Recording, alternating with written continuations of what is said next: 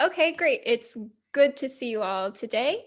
We will get started with introductions, name, location, and or place of origin, and 2 words to describe yourself in the moment. I'll start. My name is Lois Diggs. I am in the coastal city of Norfolk, Virginia, and 2 words to describe myself in this moment are eager and excited. So I'm going to pass it on to Kay. Will you please introduce yourself? Good morning, everyone. Excuse me. My name is Kay. I am in San Jose, California, and 2 words to describe me right now is I am awake and excited for today's topic. Thanks. Thank you, Kay. All right, James, your turn. Hi, so I'm James Green in Syracuse, New York, and 2 words to describe me in this moment: curious and calm. Also, 2 very good words. Thank you. I'm sorry. Did you have something else? No, Okay. Thank you very much, James. And Stacy, your turn. Please introduce yourself. Hello, I'm Stacy Gustafson. I split my time between Northern Michigan and Southwest Texas. And 2 words to describe me are really grateful that you people are here for this really wonderful idea with Dan to talk about mental health. It is really important to me. His stuff has changed my life and really excited. Thank you. Thank you very much, Stacy. Dan, up to you. Yeah, Dan Bader, I'm in Chicago, and I guess the 2 words, I'm interested, I'm focused. Very great. I love the words I'm hearing. I love the words I'm hearing this morning. Kathleen, your turn. Would you like to introduce yourself? Hey, my video is weird. I can't seem to get it to be normal. I'm Kat. I'm from California originally, grew up in Arizona. Uh, I live in the UK now. I'm also Swedish. I lived in Sweden for a while. I'm like very much a liberal. I'm sort of fighting the Tory party here in England now. And it will be an interesting topic today. Thank you. Thank you, Kat. And thank you for sharing the different places where you've lived and where you've grown up and where you are, because Too many places. I move around too much. yes. I also grew up moving around a lot. So whenever someone asked, where are you from? I didn't like that question because there's no simple answer. But anyway, thank you for bringing yourself and your wide experience with the different places that you've lived. Stacy is the presenter for our idea this morning. So Stacy, the microphone is passed to you. Thank you very much. I'll start screen sharing.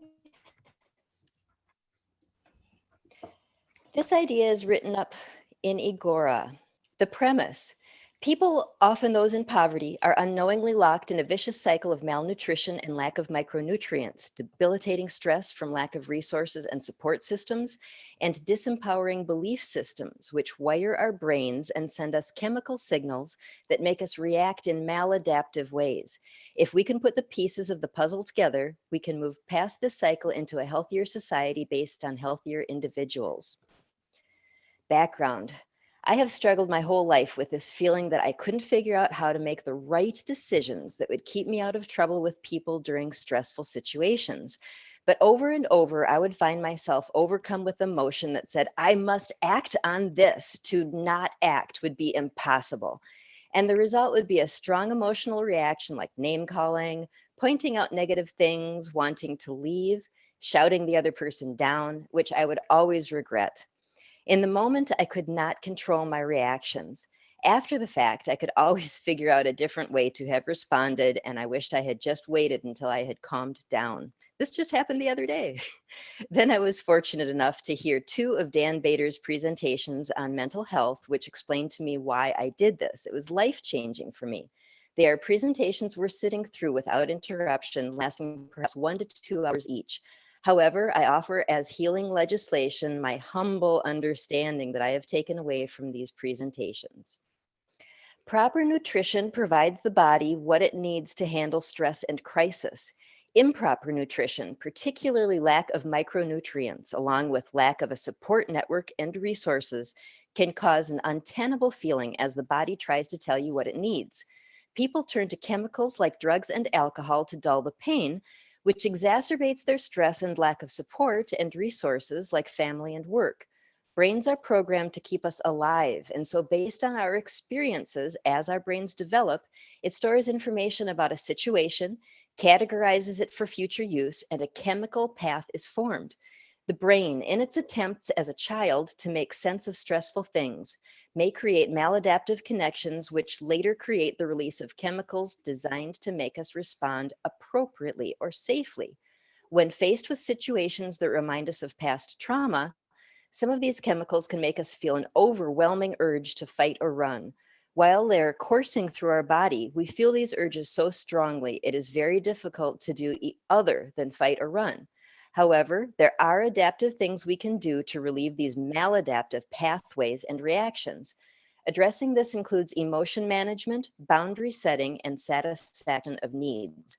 The solution. I recommend the dissemination of Dan Bader's presentations to educate all people about this universal human issue. Now I'm going to share a few slides from Dan's presentation. The first one is the 3 building blocks of mental health: emotion management, boundary setting, and satisfaction of needs. The 3 building blocks of mental health represent knowledge and skill sets that can lead to the removal of significant roadblocks to the achievement and maintenance of mental health. On the other hand, a failure to effectively manage emotions, establish boundaries, or satisfy fundamental need areas will precipitate or maintain mental health problems. Now I'm going to move to slide 28.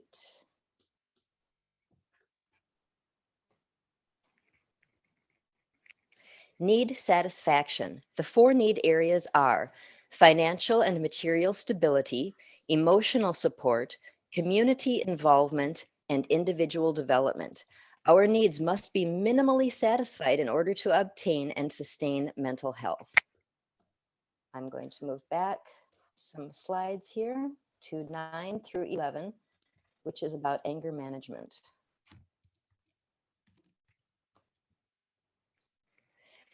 There are 5 main emotions that Dan has focused on in his work, and I have selected only 2, anger and interest excitement. I'll start with anger. There are disrespectful expressions of anger like violence, threats of violence, or abandonment, attacking a person's identity. There are respectful expressions of anger that address the frustration, disrespect, or unfairness that has triggered the anger. Take enough time and space to allow the bodily manifestation of anger to dissipate. As the adrenaline level comes down, you must counter automatic thoughts generated by the anger. You must remind yourself that the person you are angry at is not completely bad or wicked. You must also remind yourself of the consequences if you expressed your anger in an instinctual and disrespectful fashion. Anger displacement. Anger can be directed at the perpetrator, an innocent person, or oneself. If anger is chronically directed at innocent people, it is difficult to adequately take care of our human needs, and the consequent need deficiencies will probably result in a depressed mood state. If anger is chronically directed at oneself, self-esteem suffers, anxiety problems will develop, and a depressed mood state will probably ensue. Next, we're going to go to interest and excitement.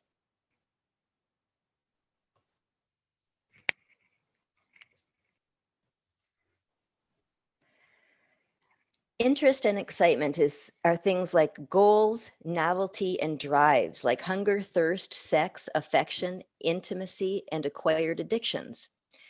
The object is perceived as all good or all important, all necessary, totally positive in the event that you are triggered with high interest and excitement. It focuses attention and urges acquisition and or exploration of the object. Disregard for negative consequences is also a result of this heightened interest and excitement, and it removes this feeling of this worry about shame and anxiety. And Dan can correct any of my mistakes as I went through these, because we're going to turn it over to him shortly. Interest excitement equals the positive emotion we feel when we are focused on accomplishing a goal or acquiring something we desire. Interest equals less intense excitement. Oh, interest is less intense. Excitement is more intense.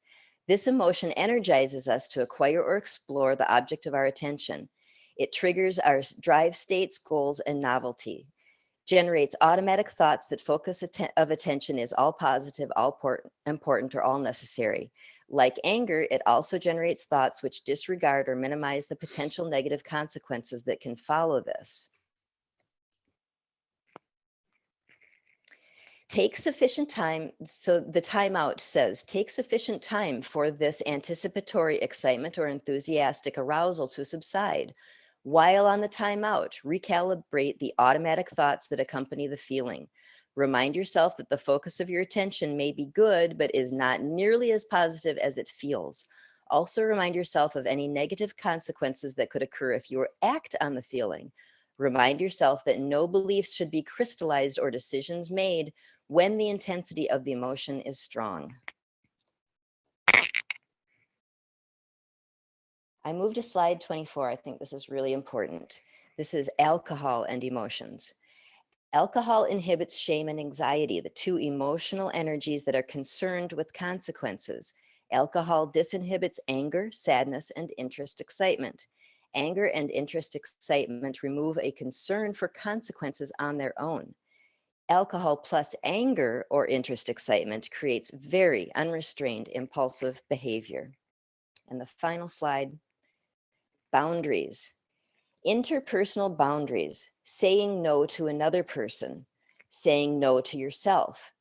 This was an important point to me. This is a place where respectful, very firm, respectful anger is the best emotional energy to successfully establish boundaries. Interpersonal boundaries are needed if we're being frustrated, disrespected, or treated unfairly. Intrapersonal boundaries are needed if we are being self-critical in a disrespectful fashion of our behaviors and are violating someone else's boundaries. So I'm going to stop sharing now and open the floor. We have Dan Bader, the author of these presentations, here to answer your specific questions, which I'm really, really thankful for. Thank you, Dan. So if you have any questions, raise your hand or type hand up in the chat, and Dan can answer them for you.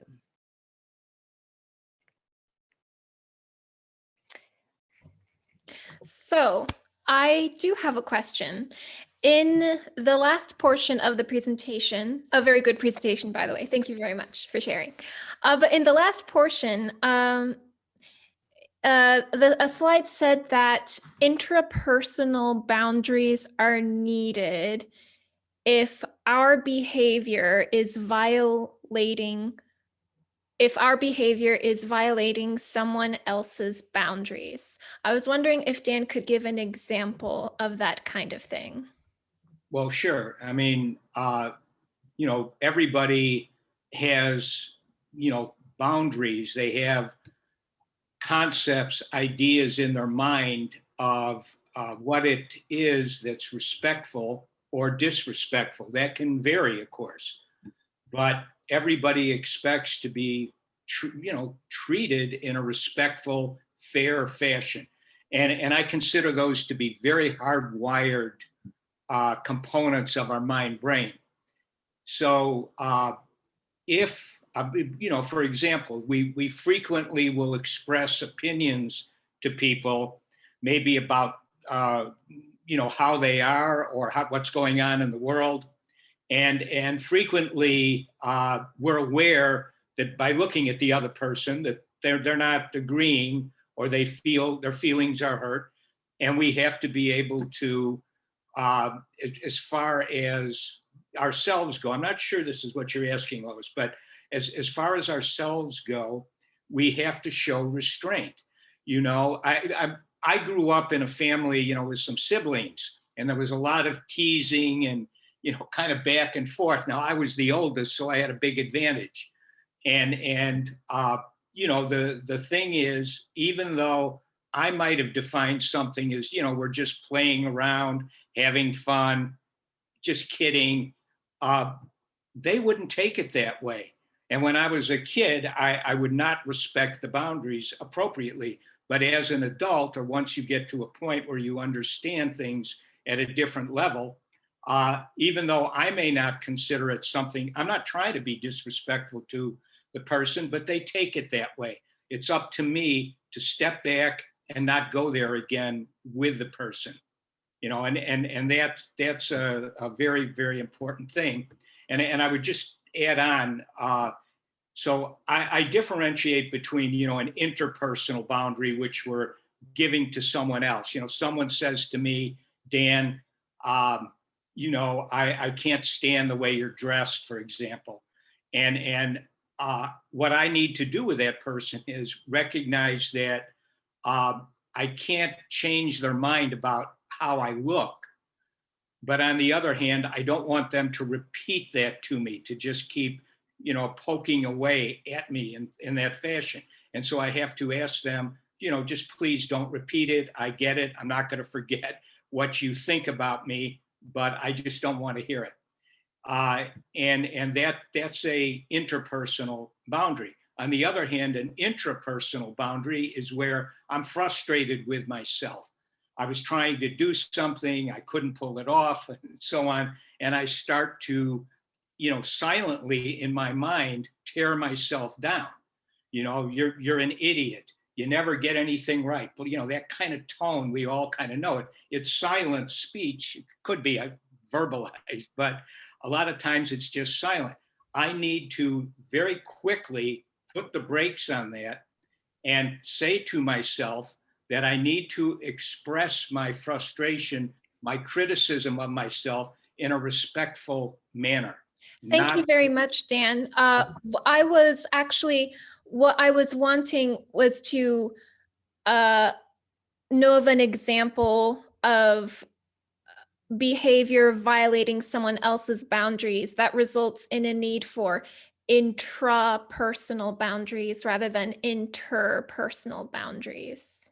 Sure. So, as in the anger management diagram, so you have at the top of the diagram, I don't have it in front, but at the top of the diagram, you have what I consider to be pretty much the natural stimuli that causes a person to get angry.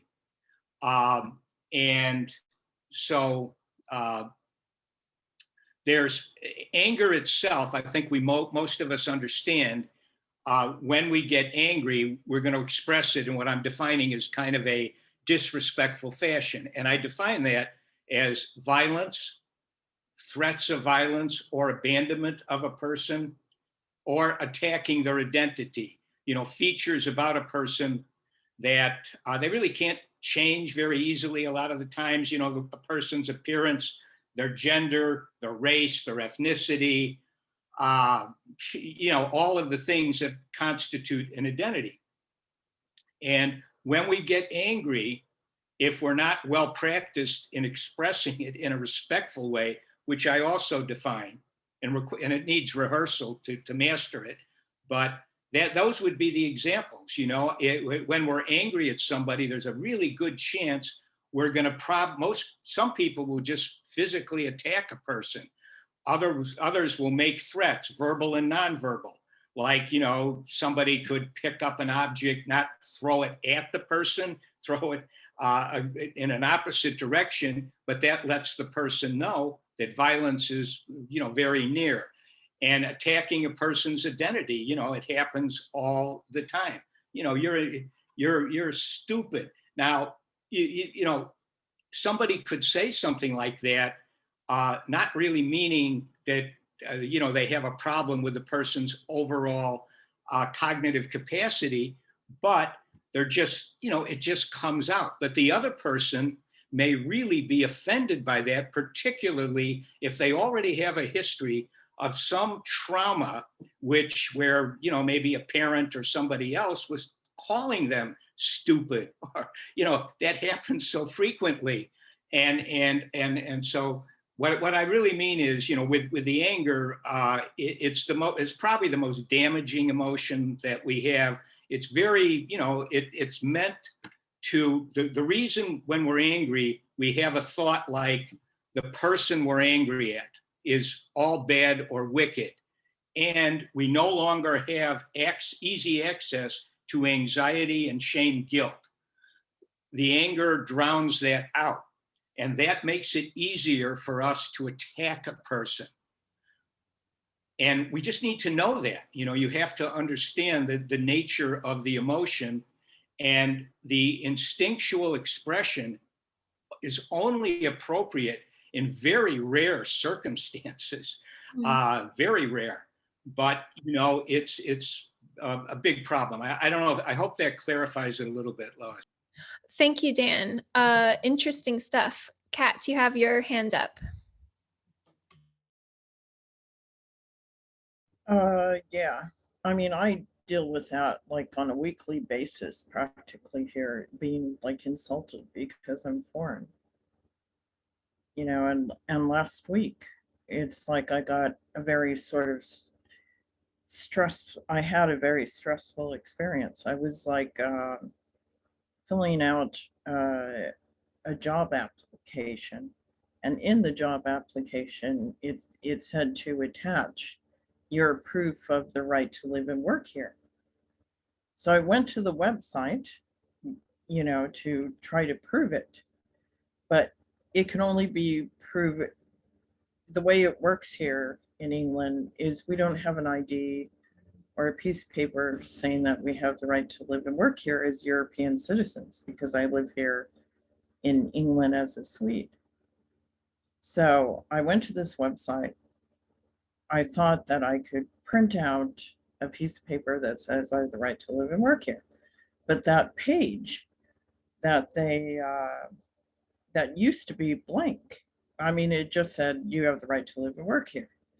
Underneath that page, it says you can't use this as proof that you have the right to live and work here. And I was like, okay, so I need to give these people a code so they can access the website themselves in order to see that they have the right to, that I have the right to live and work here. But they didn't give me that option on the website. And it's also illegal to ask for it before a certain date here. You know, so what they were doing on that website was actually illegal. But the way I sort of got around it is I put in a fake company just called Test. And I printed out the PDF that says I have the right to live and work here. But it was frustrating.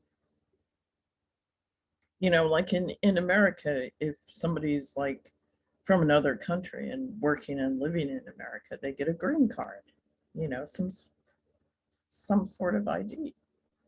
But here in England, they just only employers have to go to a website, put in a code and check.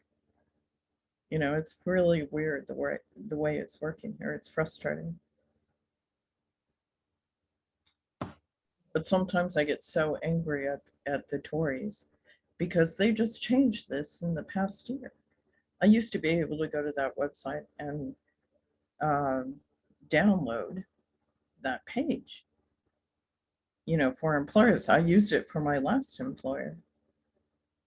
But now that it has that little blurb right there that says you cannot use this as a proof, Oh, So you were in a situation which was very frustrating, therefore causing you to feel anger.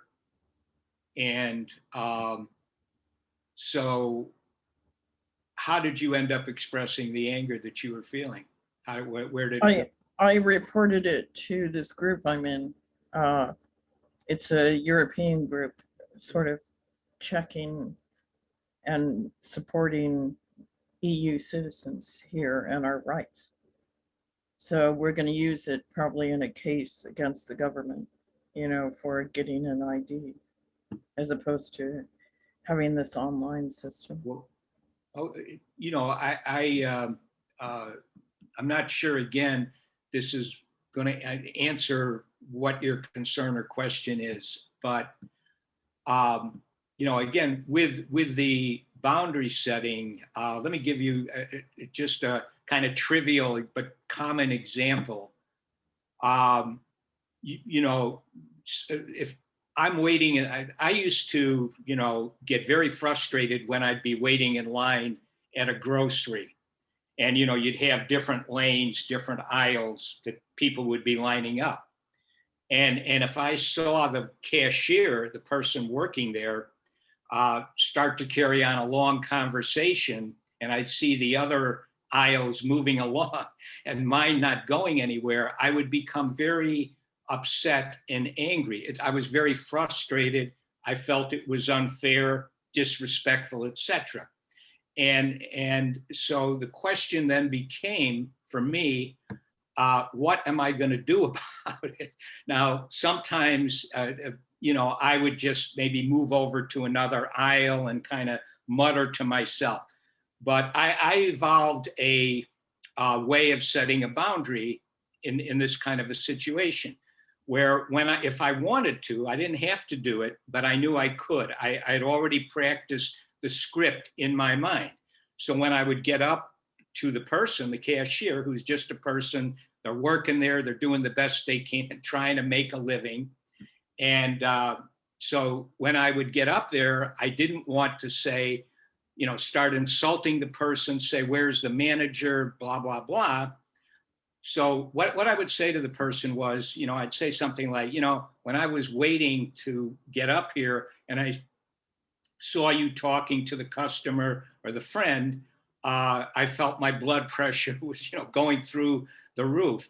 And I know you understand what I was experiencing because you've been on the other side of the aisle. And that's all I was going to say to the person. And I had to be prepared to do that. And I had to, I wrote everybody, when I used to do therapy, I would have, I would give people examples of scripts that I had written for myself to handle anger or other emotional situations, ways to deal with things. And I would explain to them, they needed to write their own script, of what you're going to do when you encounter this common frustration or disrespect, and practice it in your mind like you were, like people who perform on stage, for example, dancers, singers. I don't know. Excuse me, Dan. I don't know who you are, but I am going through a lot here in England, and I'm just sick of people treating me like a foreigner. I mean, I know I am a foreigner, but people are really ugly here about it. And I'm to the point of just wearing shirts that, say I'm a foreigner, fuck off. That's how angry I am at the British. Excuse me, Kat, we can't, I'm sorry about your experiences, but we can't use profanity on this network. Oh, okay, I'm sorry. I'm sorry. But James does have his hand up and he has to leave in a few minutes. So I want to make sure he has a chance to ask his question. Go ahead, James. Thanks. I don't have a question. I have a response. I appreciated the presentation. I agree with most of the presentation. And I also have a lot of sympathy for Kat's story. I lived in Japan for 10 years. And when I moved to Japan initially, I often had the experiences that Kat is describing. around bureaucratic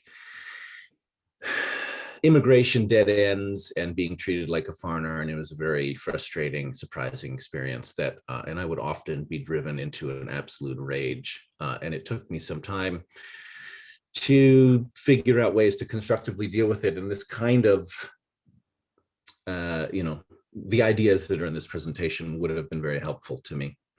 I want to challenge one thing I heard Dan say, which is that anger is a dangerous emotion. I would rather say that all of the emotions, all the feelings, there's no danger in them whatsoever. They're all natural responses to not getting what we want or things happening that we don't like. And I think this is pretty much the heart of the presentation, that the trouble really only arises when we begin to then act on the anger. And I think it's really important actually to not scapegoat that particular emotion of anger. I've even in the past advocated, everybody wants to have like have a week of loving kindness where we are loving and kind to each other. I have actually advocated for like a week of raging hatred, not where we don't act on our hatred, but that we, really make space for the fact that there's a lot of anger in the world, and it's all actually very legitimate. Our feelings of anger are legitimate. It's just then what we choose to do with it. And again, it's in the presentation, Dan was saying that when we act in ways, behaviors and patterns of behavior that we develop as a child to survive, then become basically inappropriate in different circumstances when we're an adult, but we continue to perform these same behaviors. And so we have to learn how to respond differently to our feelings, making space, having our feelings. And I think that it could be summed up in one idea, which is that we don't actually have to do anything with our anger. We can just have it. And having it and allowing ourselves to have the anger is, for me, it's been the best way to putting to then using the anger towards constructive ends. That's it. Thank you, James. Stacy, your thoughts? Well, it really touched something with me when you said that we should have a week of just anger, getting out anger. And recently I stumbled upon one of those videos where the people are just banging their heads and screaming like, and I loved it. It felt so freeing. I just listened to the whole thing and I swung my hair up and down and just roared, and it really, really felt good to get that out. And I think that is absolutely true. We need a way to just get that out. But then also, James, you said you feel like you can sit with anger and don't have to do anything with it. And boy, I haven't been able to do that. So kudos to you, but I don't know how to keep the anger in without it coming out sideways some other time. Thanks. So it looks like James is itching to respond. So go ahead, James. Yeah, thank you. Thanks for that comment, Stacey. I just want to clarify something. By making space for anger, I absolutely do not mean cathartic expressions of anger. Actually, I think that brings us back into reinforcing this idea that we need to do something with the anger. Actually having the anger is an experience of exploring rather than expressing. And, it's not at the surface level, it's not obvious that someone is angry if when we explore the anger. And that for me is a very crucial distinction. That's all. All right, thank you. So this is very interesting on ways to express and handle and channel the energy of anger. I have heard that separating and detaching oneself can be a good way to deal with anger, especially for individuals with high testosterone. Um, but people with more estrogen benefit more by expressing and like talking it out or venting, something like that. Um, uh, Also, so I think I'm listening and I'm wondering about this because I don't get angry very much or very often. And I'm wondering why that is. And maybe part of it is, I mean, I think that dancing is a great way to deal with emotions and releasing how you feel. Just putting on like a rock song or something and just letting it go, letting it out. Uh, like different techniques work well for different people, but I'm just submitting it as it may be worth a try. It might work really well. Who knows? Anyway, so I want to give Dan an opportunity to respond to things we brought up. Oh, Dan? Okay, thanks. So, in terms of anger, generally speaking, when a person gets angry, it's going to have a certain expression. And of course, in real time, emotions roll very quickly in our mind brain. So I can be furious at somebody because I don't know, they disrespected me, but then I could, if I perceive that the person is much more powerful than I am, and I believe that person, if I let my anger go, they're going to immediately retaliate against me. I may then go into an anxiety kind of a state. Anxiety and anger are not simultaneously compatible. They can, but one can push the other one down. But the anger is meant to ultimately allow you to attack and physically hit someone, hurt them, and that's the most crude expression. And most people, though, learn to threaten. In other words, to make threats. Yell at the top of your lungs. That's like a dog barking or something. I'm about to bite. Or to do things like slam your hand down on the table to give the signal to the other person that you're very close to going off on them. You're almost there. This is going to be taken by the other person as being very disrespectful and unfair. And then what happens in the real world is then that person, they may be, say I'm in a rage. The other person may be afraid of me and they're not going to do anything in that moment to defend themselves, but they will start calculating in their minds, when can I pay that, SOB back? When I get my chance, I'll do it. And this is a very, very problematic kind of a way to go through the world. A lot of people displace it by attacking an innocent person. The anger still gets out, but you're taking it out on somebody else. Or you can turn it on yourself. You can say, I should have said something at the time, but I didn't. I'm a coward. I'm gutless. I didn't. You have to, manage the anger by, first of all, understanding what's causing it.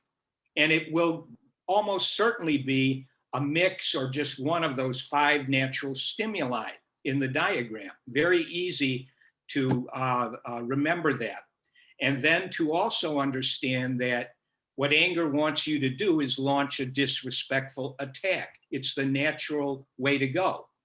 But And your mind in that moment is going to see whoever it is you're angry at as being pretty much all bad, and you're not going to have easy access to thoughts of consequences. People will sometimes say, I don't care if you call the police. I'm going to teach you a lesson right now. I don't care what happens to me. I'm just going to go ahead and do it. This is a very dangerous state. And many times, just to add something in here, which is people who are walking around with chronic anger, that means that they're going to have a lot of thoughts about whoever it is or whatever it is they're angry at as being very bad. And this can give rise to beliefs, which is very important as far as emotions go, because if once you form a belief like that person is all bad, or that group of people is all bad, they're no good at all. If you have that crystallize as a belief, once it's a belief, you won't be able to get rid of it very easily. And, it's very, in the military, in military units, especially, units that are going to active combat, it's you have to characterize the enemy as being all bad in some sort of a way, because you want the soldiers to be able to express their anger by perhaps killing people. And so, so they drum it in over and over again, because they know that at a certain, depending on how suggestible a person is, people vary, there's a normal curve of suggestibility, but the more suggestible somebody is, they're going to take in what they're being told by, the sergeant or whoever, the authority figure is. And then they will be much more prone to acting out their anger. So, we see so many problems happening. Just one contemporary thing, which I really regret, and it may be something that, James, you may have had something like this in your mind, maybe not at all, but, right now in our culture, we have this, our society is totally divided. To simplify it, there's the Trump half of the country, and then there's, kind of the blue half of the country, the progressive half of the country, whatever terms you want to use. But what we have done here as a society and as a country is we now have two halves that have actually gone to they're very angry at one another. They think the other half is pretty much all bad. And there's all sorts of beliefs and ideas about what now needs to be done. This is not a good situation, because the truth is, most people are not all bad. You could argue certain psychopathic, predatory people, I guess, are in certain ways, but there's not that many of them.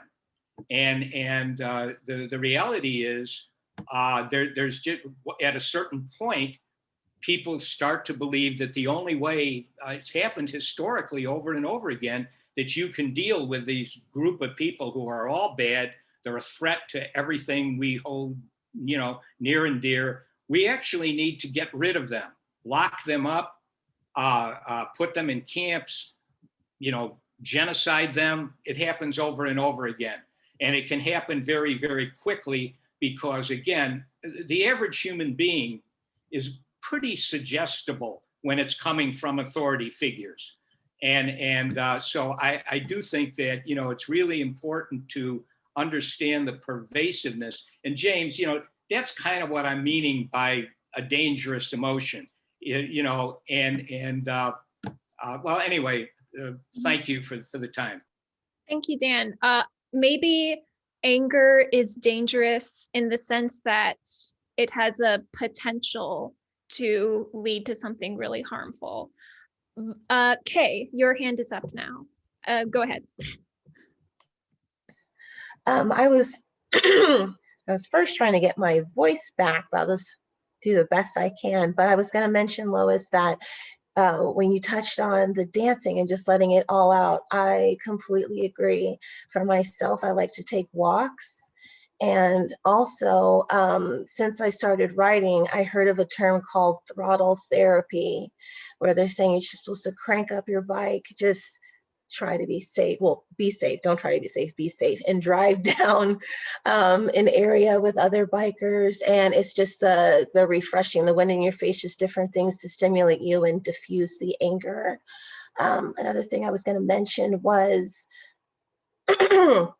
that on often at times it seems like when I personally would get angry and I took a step back, I saw that my anger was actually coming from a place of sadness, where I would have sometimes different expectations for someone and they just didn't meet them. And then it would just be like, oh, I'm sad. Now I'm frustrated because I expected more out of you. And often that would help me when I would take back. I would say, okay, my expectations weren't met. So it did cause my anger. And I know everyone has different methods, but that is one method that helped me keep my anger from just being over the top, out of control, maybe even thinking that maybe I expected more from this person, and that's just not something that they can give. And it helps me just to make more better, clear decisions. Probably also touching on Dan's method of ways to get the adrenaline down and refocus. So, but all good points and so much great stuff in this meeting. And I yield the floor. Thank you very much, Kay. Stacy, your turn.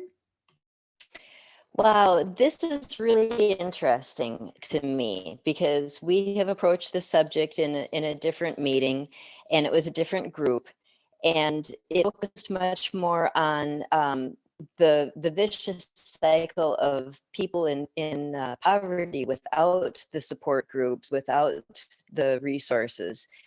And so when I am here with this group and we're talking about, well, I dance, I ride bikes, it's so valid. That really helps us. But then I think it's such stark contrast to people who are sitting in projects, and do they have access to writing? Will dancing even help them? So I throw that out there. Good question, Stacy. Dan, do you have your hand up?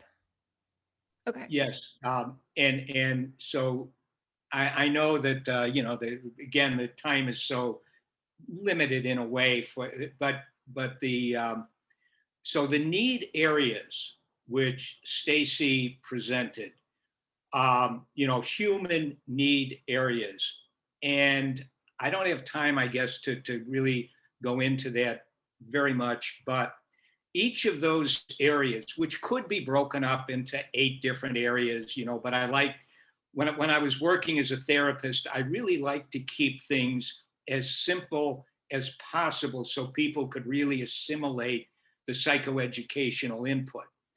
And so I broke it down into 4 areas. What I called financial or material stability, meaning that you had enough in the way of food, shelter, clothing, medical care, whatever is in a given time and place are the necessities for survival.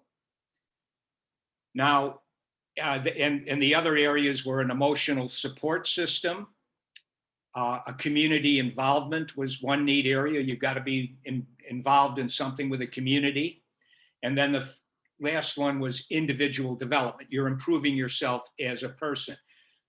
The thing that underlies these need areas, which is so overlooked, is that actually we're living in the modern world. And, some of you, when I do this, I'll break down a difference between the conscious mind and the unconscious mind. And the unconscious mind, which could be defined in lots of different ways, but for my purpose, it was simply that it's the mind that exists in a hunting gathering, very, very primitive kind of tribal material, survival day-to-day kind of a unit, where you must have people to support yourself and you need to be, secure. If you don't have these needs taken care of, what I try to get across is you're going to suffer emotional pain, negative emotional pain, anger, sadness, shame, guilt, anxiety, fear. You will experience these negative emotions when these need areas are not properly taken care of. Now, that's going to be combined with just what you have to deal with on a day-to-day basis. So when somebody's living in poverty or near poverty, so much of that exists in the United States and obviously in other parts of the world. When you're there, what we have to understand is that usually a person who's living in near poverty or poverty is going to be chronically frustrated, which is going to cause anger, irritability. They're going to be constantly anxious about, am I going to have enough to take care of myself? What am I going to do? What about my children? Now, if you have a whole community, because let's be real, how do people live? They live in kind of segregated communities, and I'm not talking just, racially segregated or that kind of thing. They live in, income segregated areas, and regardless of other attributes. And so in these areas, in these neighborhoods, or where, people are going to be chronically in a bad mood. And when we're talking about anger, it's very easy to go off on somebody. And the other thing is, I would argue that if you're in a chronically deprived state and you can't do anything to solve it, at a certain point you will suffer a classical mental health breakdown, which usually leads to suicide, psychiatric hospitalization, incarceration, various kinds of rather predictable things. And so it's very important for people to recognize that these need areas have to be taken care of,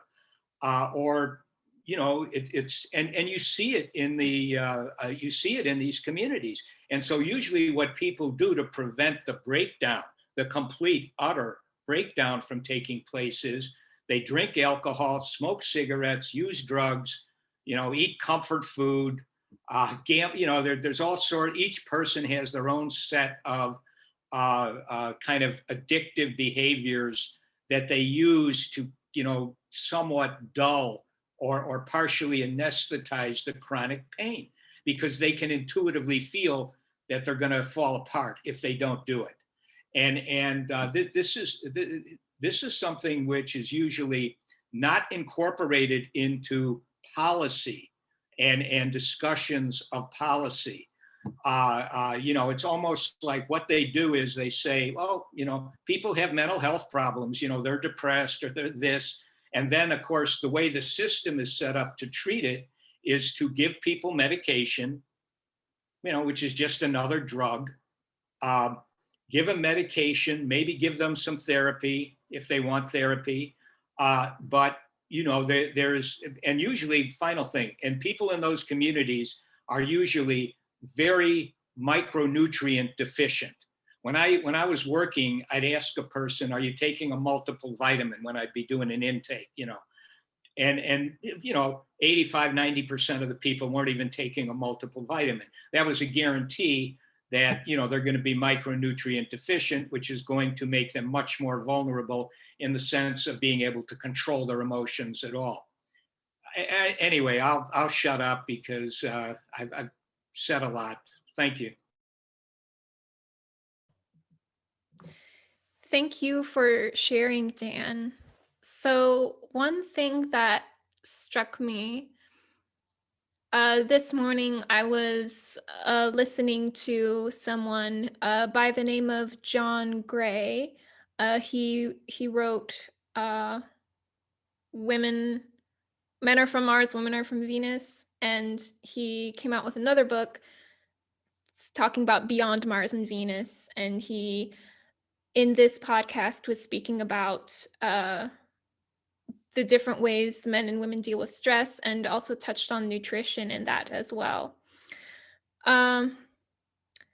But he said that when we're stressed, blood flow is restricted to our prefrontal cortex, and it makes us less able to feel love, but also less able to hear another point of view. And I look at all of this and I think maybe, and I think that maybe de-stressing the world might be a good mission for us here. It could be so key in removing the demonization of other people. Like, not only can I not hear what you're saying, but I see you as evil and as the enemy. We're seeing so much of that thing nowadays. What if it's all because we're too stressed out? What if that is why? So this is really energizing for me and motivating for me to get to, working on this, like in myself, but also in like helping other people feel less stressful.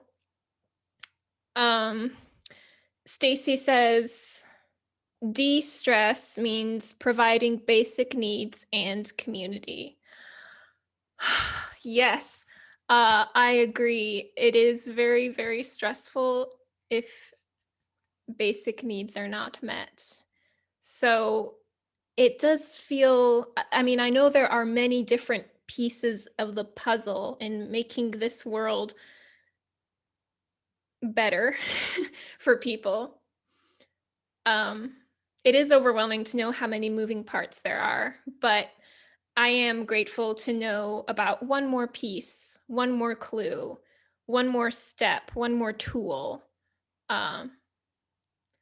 And Kat says, basic needs, sun. Yes. Yeah, sun for sure. Dan, your hand is up. Please continue. Okay, thank you. Yeah, so the thing that what I experienced personally when I was working was that even though with the clients that I had, I could, and I had a framework with some version of 3 building blocks, I'd be utilizing, and I could get them to assimilate it, and but not all of them, of course, but the system itself, our mental health system, is very, very difficult in terms of actually producing mental health on any kind of major level, because what it is that they operate off of a biomedical model. And that means that the way they've defined it, because it's convenient for the pharmaceutical corporations and the institution of psychiatry that prescribes the medications, although nowadays, your PCP can also quickly give you an antidepressant, an SSRI antidepressant. But the problem is, if let's say that someone is depressed, they go into, it doesn't matter whether they go to a private practitioner, a psychiatrist, a hospital clinic, public health clinic, it doesn't matter. They're all going to encounter the same thing, which is basically they'll be asked as to what are your symptoms, what are you feeling? Somebody might be depressed. I have, paralyzing anxiety. I'm hearing voice, there's different symptoms.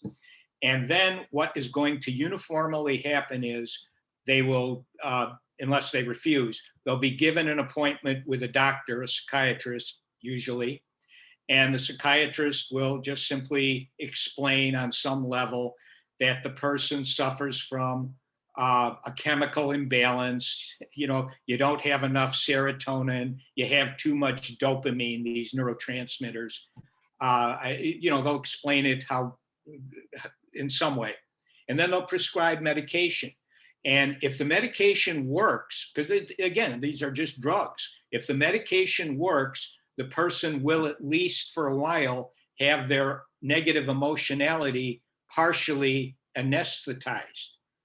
But and then they can say to the person, would you like some therapy? Fine, the person can go to therapy too, or they can get case management assistance. But the problem is, if they are suffering from an environment that is very, very toxic in terms of the interpersonal back and forth, or that they're suffering from nutritional deficiencies, hormonal imbalances, etc., which they're not usually screened for at all, then even though you like the therapist and the therapy seems good, or sometimes not, but it's still being undermined because the person's going to continue to report, I still am all messed up, I feel bad, etc. And the medication will only, like any other drug, it may work for a while, but usually people develop a tolerance for it, and then they're always going to raise it up to more, or they're going to give you a second drug to take, and it never stops. And so the system itself. And so when I'm working, I'm Dan Bader, my authority as a mental health person when I was working could not match the authority granted to the psychiatrist, any psychiatrist. They ruled supreme. And the person who's, am I going to do what Dan says, or am I going to listen to what the doctor says?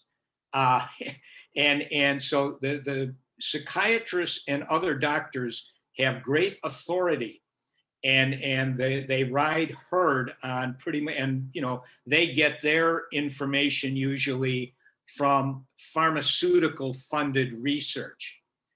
And so it's very, very difficult. And the last thing I'll say about this, I'm in Chicago, and I used to work with a group on mental health issues called STOP here in Chicago. It was Southside Together Organizing for Power.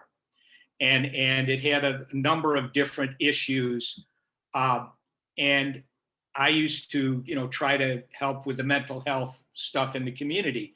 And my fantasy was that, people could be educated in the community about things, that we could have lots of people teaching other people how to handle things and how to think about things, including on a political level. But, and this was a very active, progressive kind of group. But what happened was, I kind of moved away from it once the mental health movement, as we used to call it, was over. And I was retired, and I got a call from somebody, and they asked me to meet with this woman who was from STOP. And I had a discussion with her, and I showed her, a lot of material. And she was pretty much enthusiastic about it. But nonetheless, they went and they talked to some people at a couple of clinics in hospitals. And then, kind of the enthusiasm was somewhat diminished, because you're always going to hear, therapy and medication. That's the winning combination. And it's not going to work at all satisfactorily in terms of our society. And also the mental health system always has a bottleneck, even if people need therapy or case management, because when somebody comes into the system and they get prescribed medication, the expectation or the hope is, you'll keep taking it as long as necessary, which could be for years and years. Well, then once that person's in the system, they have to be managed by somebody, by a clinician, a case manager. And after a while, everything gets bottlenecked up, and they get put on waiting lists because you've got too many people clogging it up with their endless kind of medication needs, most of which are not even necessary. And that's my frustration, that I just, it's still a relevant concern today. Again, thank you. Thank you, Dan. So the idea that Stacy wrote out and in Agora that was presented today recommends us to see your presentations, Dan, which are 1 to 2 hours, I think. Could you give us some information on where we can find those? Yes. Yeah, thank you. Yeah, okay, two things. If there's a place in Chicago called the College of Complexes. It's a free speech forum. Actually, Cesare presented there once. But anyway, I did a couple of presentations there, and I think it was in 2015. If you go to the website of the College of Complexes, and they will have videos from previous years available to see. This one that I did, I might be wrong. I think it was March or April of 2015, when I was still working for Chicago Department of Public Health. And if you go there, you can just see a complete presentation of the 3 building blocks of mental health.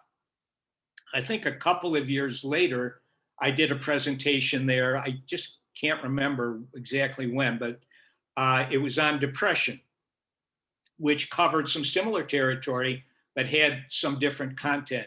And you can see me speaking there. And if you usually, the presentation itself might be about an hour. And then the way the College of Complexes is set up, similar to this in a way, where people then can ask questions. And then finally, they have what they call a rebuttal period, where people can get up there and say whatever they want. They can criticize, they can talk about something completely different. And that's what stretches it out for 2 hours. So if you see one of those presentations, it's not going to be there for 2 hours. But actually and if anybody wants, I'll send to Stacy the slide deck for some of my other presentations. You know, I've got 3 others that I do. I got depression, I have one on hoarding, and then I have one on psychotic symptomology. So a lot of different areas are covered. And I'd be happy. I'll send those slide decks to Stacy. And if anybody wants something from me, I'll post my email in the chat, and they can just say, Dan, could you send me the slide deck for a presentation or something like that? And I'll be happy to go ahead and do it. But again, if you go to the College of Complexes, they're in Chicago. There's also one they have in Dallas, Texas, I believe. But you can, just go in there, go back to the 2015, and you'll be able to see me present 3 building blocks of mental health. It wouldn't be all that radically different from what I would do today if I was to give a presentation. I was giving presentations in our library system and church venues, this kind of thing. Of course, once we've had COVID, pretty much that's all stopped. You can still do something on a Zoom basis, but I moved away from my mental health stuff once I understood the problems with abrupt climate change, and of course over this last year with the COVID-19 and these kinds of things. But I do think it's good. I'm going back to it. I appreciate so much, any interest that anybody has. I think it has a lot of potential value, and my desire is to help anybody, give you what information, do present, all pro bono, so I'll go ahead and I'll put my email in the chat. And if anybody would like a slide deck, I'll be happy to send that to them. And as I say, I'm going to send Stacy each one of the slide decks I have. Wow, great. Thank you so much. So now we are going to, if there's nothing else, we're going to move on to voting for support for this idea or dissent from this idea. And if you're not sure about the idea, you can also abstain from voting if you're not sure or if you're divided, something like that. So, What is the idea again? oh yes, I will put it in the chat here, the link to the idea, but actually, I will let Stacy summarize the idea since she's the one that wrote it and added it to the Agora profile. Stacy? It's basically that mental health issues and especially emotional issues are caused by a bunch of things, this vicious cycle of not having our needs met, but with resources and community and support networks. And because we don't know all of these things that are involved, but we can learn from Dan's presentations, it becomes a vicious cycle. So my idea is that we should disseminate Dan's presentation so people understand the building blocks and what's needed to correct all of this.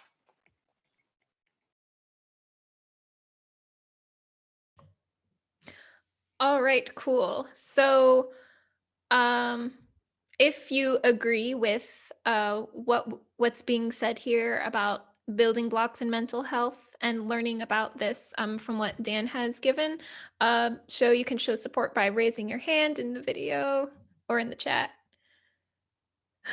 Oh my goodness. I get excited when there is consensus. So congratulations both to Stacy and to Dan. So we are going to move into closing comments now. You will have a minute or two of uninterrupted time to just say what you want to in closing. So let's start with Kay. Closing remarks. Definitely. It was a good discussion. I know over over time, I've seen where people have brought more attention to mental health and not make it seem like a topic that you need to be ashamed to talk about. And I think it's great. I think the more that we can just get to everyone in a healthy mental state, just the benefits will be amazing. So very good discussion. Thanks.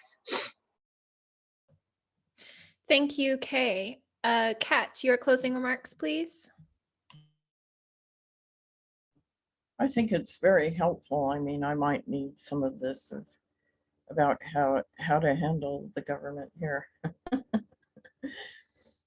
and what to do. I always try to get around things, like in the sense of, the proof of the right to work, which is funny. But it's, yeah, I need a vacation, but unfortunately, I'd like to go somewhere else. Besides the UK, I want to get out of the UK for just a little while, at least. But they're restricting people going out of the country. So I don't know when I'm going to be able to go out, and a lot of people are talking about it actually, because I think in the middle of April, like around April 15th, they're going to open up things more here. So yeah, I think people's mental health suffer if they're on lockdown for such a long time. I mean, we've been on extreme lockdown here for like a year now. So I think Dan's suggestions help. And I think it's like good to have like a support system, and also like maybe to have guidance like in a video or something, like maybe I should look on YouTube of how to handle these types of situations here. And maybe help others, because I actually run a group about Americans Against Xenophobia in the UK. And some of these people have gone through trauma because they've been attacked. So I'd like to find out a way where I can help them mentally. And that's my closing comments. Wow, thank you, Kat. It's really good to hear about this group that you're leading, and it's energizing to hear about ideas being taken from today and implemented so that we can have good, tangible outcomes. So, Stacy, your closing remarks, please. I wanted to just mention one thing that came up in another talk with Dan. Somebody had asked if it is ever okay to express anger. And what he said really struck home with me. We're human, it's going to happen. But if you do, what are the consequences to your support network and your resources? I think that's really valid. And it helps me understand how important it is to think and script and come back at it later. So again, Dan, thank you. And if you ever have an opportunity to make another video or just concise video that we can show it, we have a lot of people that are very interested. So I would be very glad to help you with that if you're ever interested in doing it. And thank you for coming and speaking with us again. This was wonderful. Thanks, everybody. And thank you, Stacy, for writing this idea and your willingness to share it. Dan, your closing remarks, please. Sure. And for, you know, I really want to throw out thanks to Stacy and how well she was able to kind of take the material and really kind of assimilate it in what I think is a really good way. So what I would say, you know, the 3 building blocks: emotion management, boundary setting, removal of need deficiencies, human needs. All 3 of those have to be attended to. And because otherwise you're just going to probably have an endless cycle of misery, which is unnecessary. And so it's a lot to actually, the skill sets are numerous, but I think that with an understanding that all of it has to be in place. Also to understand that medication is very, very problematic if you are suffering from emotional pain. I'm all for somebody taking medication if they're in danger of a full-blown breakdown. You know, I used to say, hey, if I haven't slept for 2 days, I don't want to start to get psychotic symptomology, which anybody could after 2 days without sleep. So I'm going to call my PCP and ask for something to knock me down because I don't want to be out there in a psychotic state, delusional, etc. So it's very, very important for people to get a lot of psychoeducational input and so that they can make informed choices, you know, so there's actual informed consent. You know, that's sacred in you know, the helping professions, medical, you know, that we tell you these are your options. We have therapy, which a lot of people could really benefit from, of course. We have medication. We also have some other things that maybe you just need to understand and know. And when it comes to medication, these are the pros, these are the cons. And then you make a choice as an adult. I'm not talking about children, which is another whole set of issues, but you make a choice as to how you want to go. And then that's fine. But if you don't have the necessary information and knowledge to make an informed consent decision, you're trapped. And the authority figures that dominate, most people don't realize how powerful their influence actually is on us. You know, we tend, as children, we're programmed to listen to our elders, our parents, grandparents, whoever, older people, teachers, and we take what they say as being true. When we're adults, we become like children when we don't know something about this or that. And then whoever the authority figure is, okay, I'm going to believe the authority figure. It's very dangerous, obviously, and you know, so especially on political levels. But in any case, thank you. You know, I feel a lot of enthusiasm.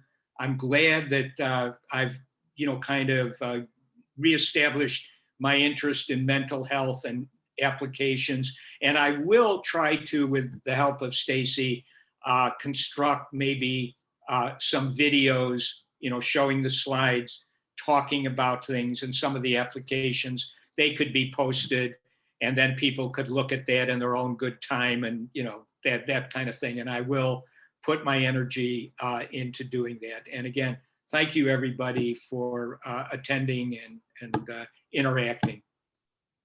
Awesome. Thank you, Dan. And again, thank you everyone else. So I will put a link to that idea as it is written in Stacy's ideological profile.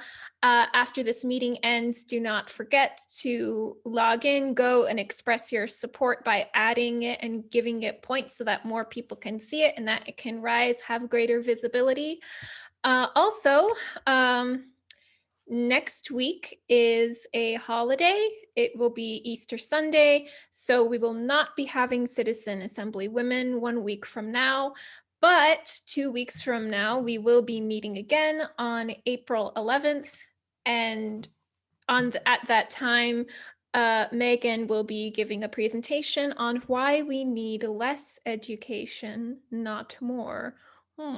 Quite a provocative statement, but I invite you to come and learn and listen and share your thoughts as well. So that's all for today, and I look forward to seeing you next time.